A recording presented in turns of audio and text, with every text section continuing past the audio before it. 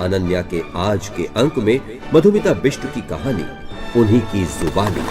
आपसे बात कर रहे हैं अमित अरोड़ा।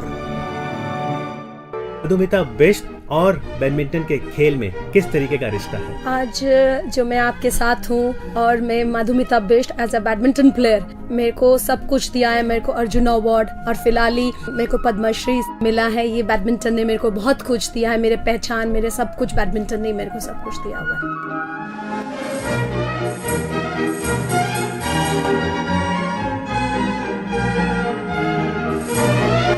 क्योंकि आपने पद्म पुरस्कार की बात की, उसके लिए आपको बहुत बहुत मुबारकबाद। खेल के जगत को जिस तरह की मान्यता मिलनी चाहिए अब मिल रही है, क्योंकि 2005 में 6 ऐसे स्पोर्ट्स पर्सन थे जिन्हें अवार्ड से नवाजा गया और साथ ही उसमें 3 महिलाएं भी थी। जी, उसी में मैं एक हूँ। मैं भी 27 साल बैडमिंटन खेली हूँ और इंडिया की तरफ से 25 साल खेली हूँ। तो 2002 में मैंने रिटायरमेंट लिया था खेल से, क्योंकि मेरे काफी लॉन्गर ड्यूरेशन रहा है और पहले की हिसाब से अभी जो फैसिलिटीज है कुछ साल से, इवन बैडमिंटन खाली नहीं दूसरे गेमों में बहुत है। गवर्नमेंट बहुत कर रहे हैं, फॉरेन एक्सपोजर फेडरेशन के साथ मिलके, इट इज अमेजिंग एंड उसी लिए हमारे परफॉर्मेंस भी अच्छा हो रहा है एंड हम उम्मीद करते हैं आगे भी इससे भी बेहतर और फैसिलिटीज प्रोवाइड करा जाए और हमारे देश के लिए खिलाड़ी और लॉरल्स लेके आए। जी, 2002 तक आपने बैडमिंटन का खेल खुद खेला और उसके बाद इस समय जो आपकी भूमिका है वो कोच के रूप में है, एक एडमिनिस्ट्रेटर के रूप में है और एक ऑब्जर्वर के रूप में भी है। तो क्या आप एंजॉय कर रही हैं ये भूमिका? हाँ, डेफिनेटली, क्योंकि मेरे को पिछले साल गवर्नमेंट ऑफ इंडिया से बैडमिंटन की इसमें गवर्नमेंट ऑब्जर्वर चूज किया गया। उससे पहले मैं इंडियन टीम के कोच थी, लेकिन फिर मैंने ऑब्जर्वर का साइड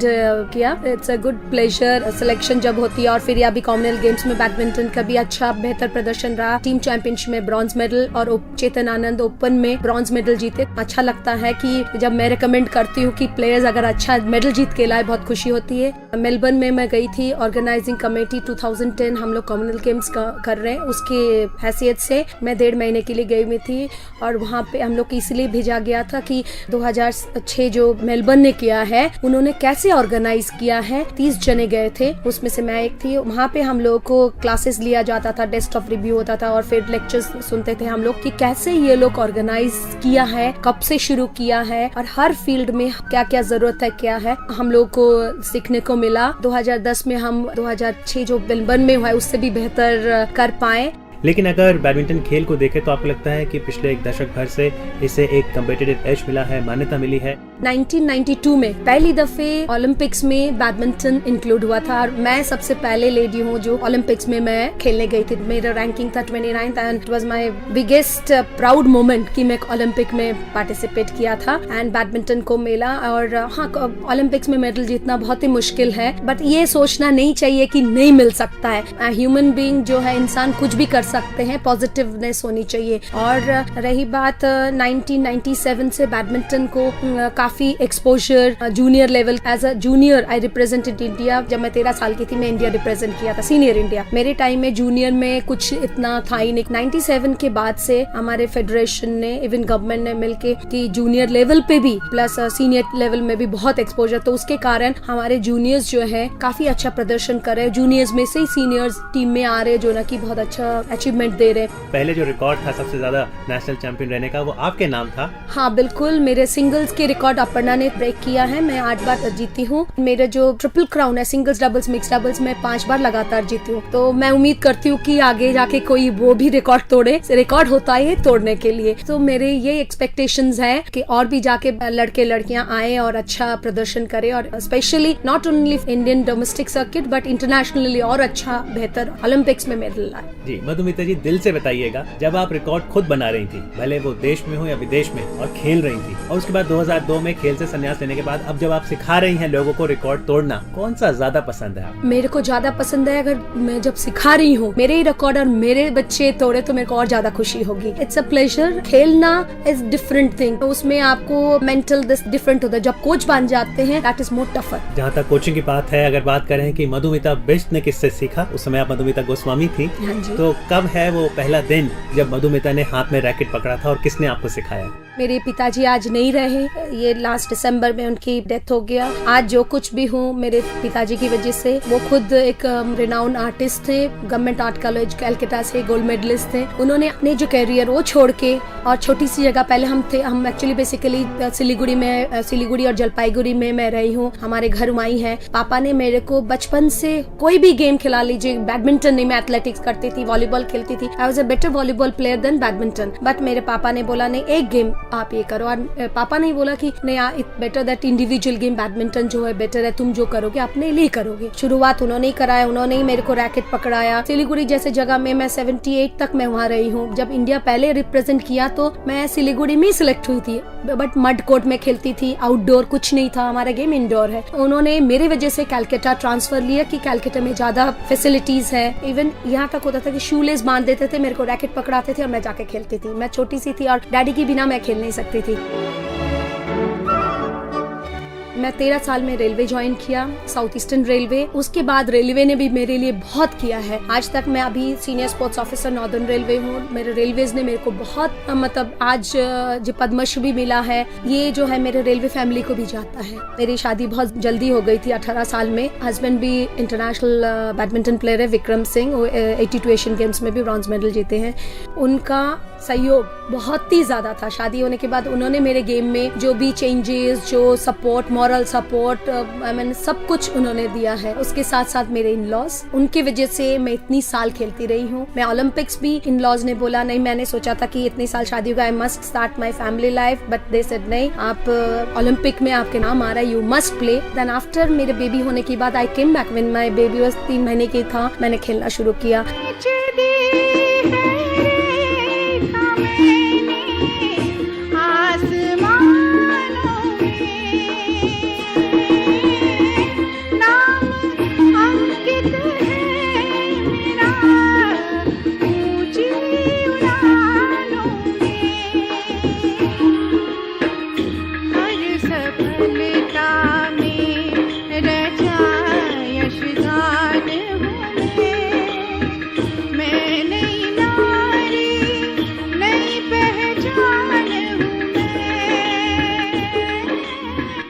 कई लोगों का ये भी मानना था कि जब आपने विक्रम जी से शादी करी तो एक नया ट्रेंड चलाया कि एक फेलो प्लेयर से शादी करने का, सही है? बिल्कुल। फिर उसके बाद धीरे धीरे के हमारे गेम्स में कई कपल्स, पहले हमारे से पहले पार्थो गांगुली, अनीता गांगुली की शादी हुई, फिर हम लोगों का, फिर उदय पवार, सुजाता जैन, उन दोनों की। पर हमारा गेम जो है लवॉल से शुरू होता है। मेरे हस्बैंड हमेशा कहते हैं, well our game start as love all. So करके हमारे श्रोताओं के लिए बताइए, क्योंकि आप कोचिंग की हैसियत से दोनों की कोच रही हैं, मेंस टीम की भी और वुमेन्स टीम की, तो दोनों को आप भली भांति जानती हैं। हाँ बिल्कुल। मैं रेलवेज की पे भी चीफ कोच हूँ अभी एट द मोमेंट, और इंडियन टीम के भी रही हूँ। जो मैं इंडियन टीम के कोचिंग मैंने थॉमस कप में भी किया है। So it's very difficult to compare both this thing. एक टारगेट जो वीमेन का होता है वो अलग होता है, उनके कंपैरिजन अलग होता है, और मेन का अलग होता है। So it's all together it's a different experience, and मेरे को काफी मैं I have enjoyed, and in future में I would like to be associated with coaching as well as activities of badminton. Madhumita, आप दिल्ली में बेस्ड हैं, लेकिन आपकी पैदाइश वेस्ट बंगाल में हुई थी, कोलकाता में। तो ये बताइए कि बचपन कैसा बीता? गिल्ली डंडा, कंचे सब खेलती थी शुरू से ही। I was not like I never used to like कि मैं लड़कियां मेरे फ्रेंड होंगे, कि उनके साथ बातें करूंगी, कि घूमते रहूंगी। I was never like this. मैं बच्चों के साथ खेलती थी, लंगड़ी टांग हो गया, जो भी हो गया, मैं I was like that. I could fight with anybody, कि अगर गलत हो तो मैं till date I fight for honesty. हाँ, मेरे को गलत चीजों में पसंद नहीं आता है। बचपन में भी मेरे को याद है कि कंचे खेलते हुए मैं खेल रही थी, मेरे कंचे नहीं दिए थे, मैंने जाके वो लड़के को पीट के आ गई थी।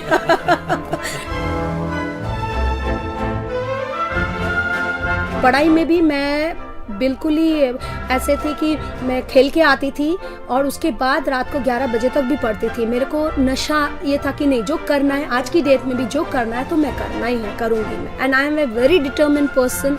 मेरे को जो कहा जाता है मैं एक बार ही ठान लेती हूँ मैं करूंगी, तभी मैं इतनी साल खेल सकी हूँ। मेरे बेटा होने के बाद मैं खेली हूँ कि मेरे को कोई अचीव करना है, उसके लिए मैं मन से, दिल से, ऑनेस्टी से करती हूँ।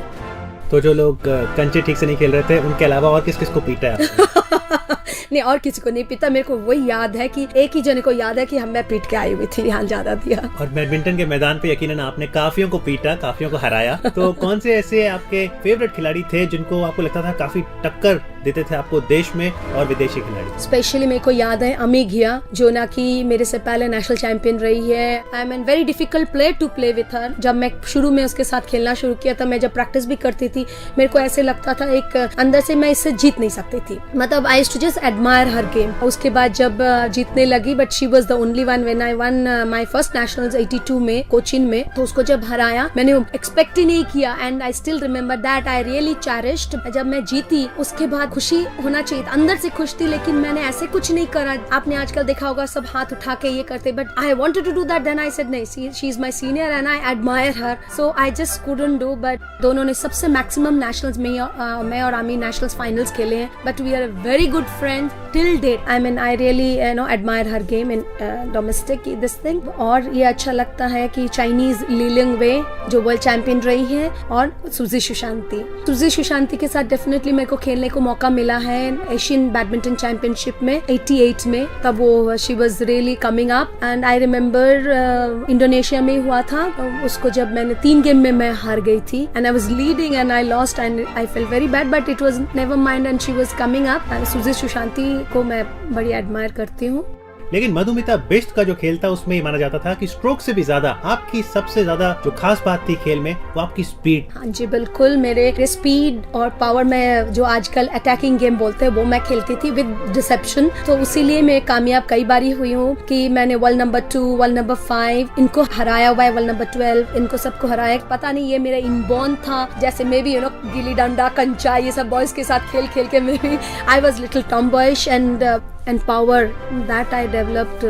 I don't know how I developed, but आज की डेट में भी जो भी करना है it has to be speed. Even I work, काम भी मेरे घर के काम से लेके कोई भी काम देखेंगे मैं तेज करती हूँ। I don't like slow. I am active person myself. पढ़ाई की शटल को आप किस तरह से खेलती थी? स्कूलिंग और कॉलेज के वक्त के बारे में बताइए। स्कूलिंग तो मेरे पहले सिलीगुड़ी में हुआ। आई मीन सिलीगुड़ी में जब मेरी स्कूल वहाँ पे बड़े मेरे को इनकरेज करते थे, मेरे को हाफ डे में घर जाने देते थे, बिकॉज मैं मॉर्निंग में ट्रेनिंग करती थी फिर स्कूल जाती थी।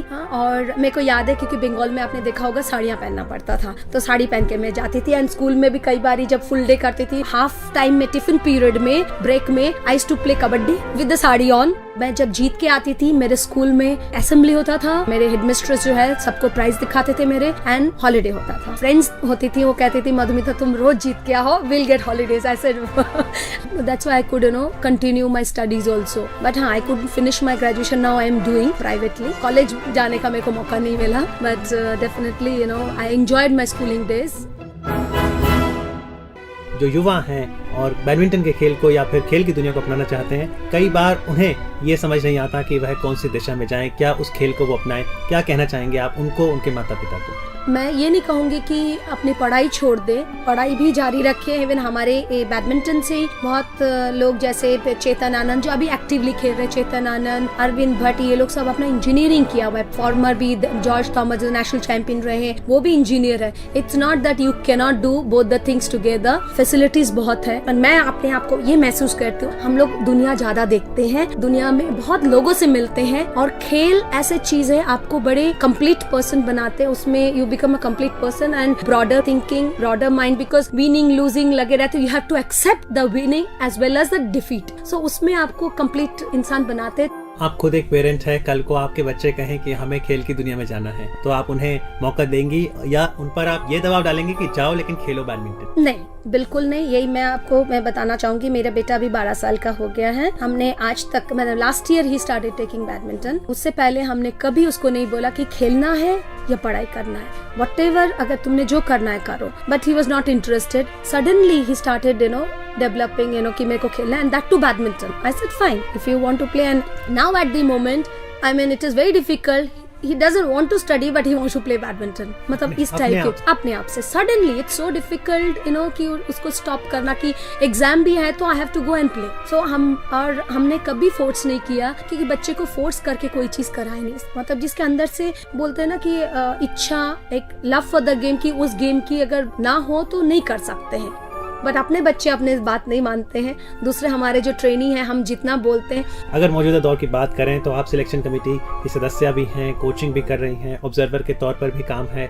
ऐसे में खाली समय जब आपको मिलता है उस समय आप क्या करना पसंद करते हैं? I am working northern railway में हूँ, मैं सीनियर स्पोर्ट्स ऑफिसर हूँ। लेकिन खाली समय जब मिलता है, I love to do cooking, I love to go to the hill. और जहाँ तक कुकिंग की बात है, खाना बनाने का शौक है, खाना खाने का शौक है?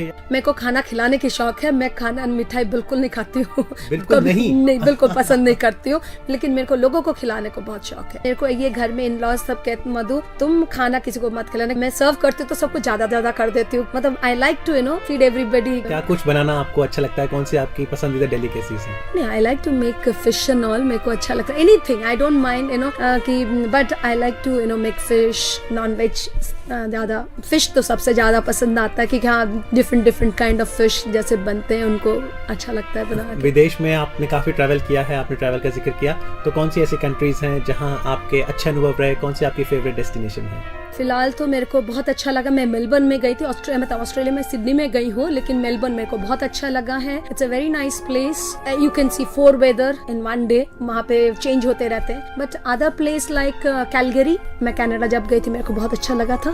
It's a nice place. And Scandinavian countries like Sweden, Denmark, ये तो अच्छे है ही। ट्रैवलिंग और कुकिंग के अलावा पिक्चर देखने का भी शौक है? टाइम नहीं मिलता है, बिल्कुल नहीं। अब मतलब पहले जब हम एक एक्टिवली खेल रहे थे तो खेल में ही व्यस्त थे, तो बिल्कुल ही टाइम नहीं मिला कि जाके पिक्चर हॉल में पिक्चर देखो। मेरे सबसे best time relaxation from 10 o'clock to 11:30 in the night I watch TV, that is my relaxation। मैं टीवी सीरियल, मेरे को मालूम नहीं होता क्या हो रहा है, but that time I watch news, all news channels and maybe some serials. और अगर फिल्मों की बात करें तो जितेंद्र की एक फिल्म आई थी जिस पर एक गाना था बैडमिंटन के ऊपर। हाँ बिल्कुल, सुना है आपने? बिल्कुल। आप गुनगुना सकती हैं हमारे श्रोताओं के लिए? मैं बिल्कुल गाना नहीं गाना आता है, फिर भी कोशिश करूंगी जरूर। आप गुनगुनाइए, मैं आपके साथ गा दूंगी, नहीं तो मैं ऐसे नहीं गा सकती हूँ। चलिए मैं आपके साथ गाता हूँ। ठीक है। ढल गया दिन, हो गई शाम, जाने दो जाना है। हमारे श्रोताओं के लिए बताइए कि अगर किसी ने बैडमिंटन को अपनाना है तो क्या तैयारियां उन्हें करनी चाहिए, क्या क्षमताएं उनमें होनी चाहिए?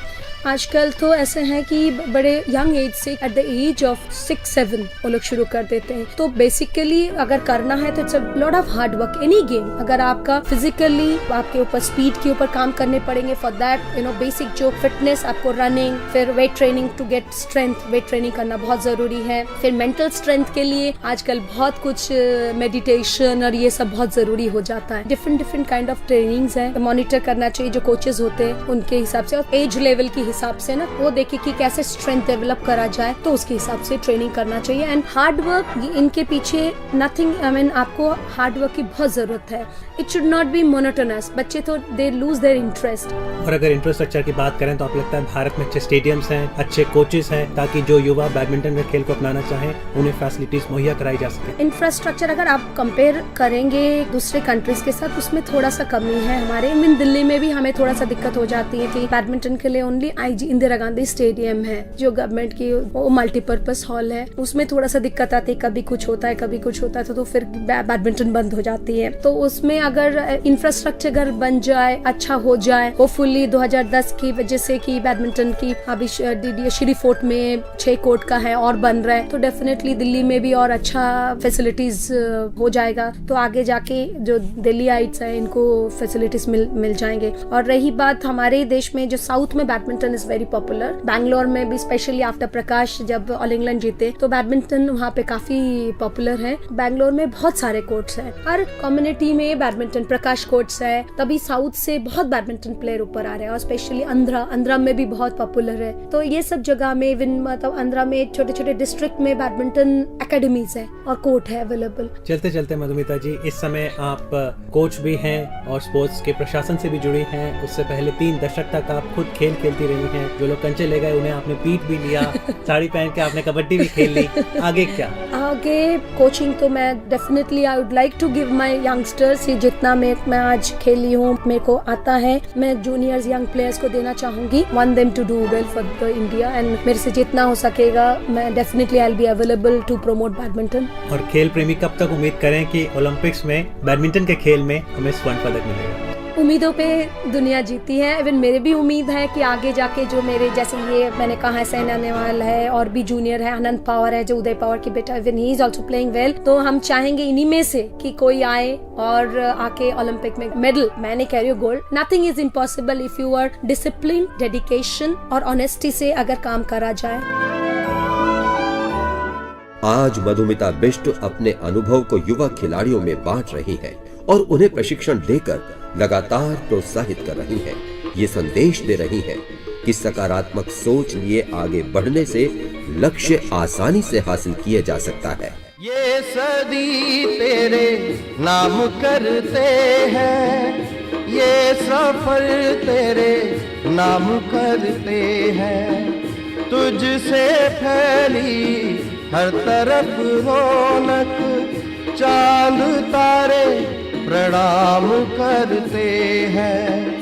कोशिशों का सफर जारी रहे, कोशिशों का सफर जारी रहे, दुआ हम सुबह शाम करते हैं, दुआ हम सुबह शाम करते हैं।